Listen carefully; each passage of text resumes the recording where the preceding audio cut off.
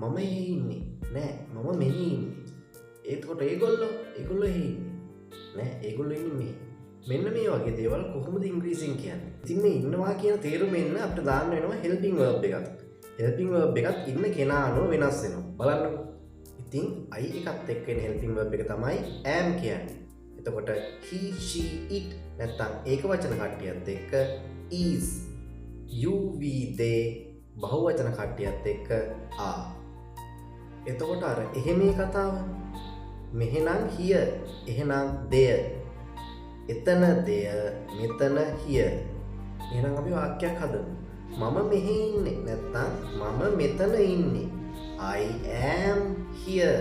I am here. මේකත් බලන්න. Kevin එහෙ ඉන්නේ. කෙවින් ඉන්නේ එහෙ. Kevin is there.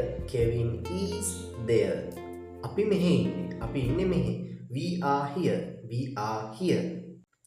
ඉතින් මේ වගේ පොඩි වාක්‍ය වලින් ඉංග්‍රීසි කතා කරන්න පටන් ගන්න. දවසක ඔයගොල්ලෝ ලස්සන ගමනක් යයි. ගිහිල්ලා එන්න.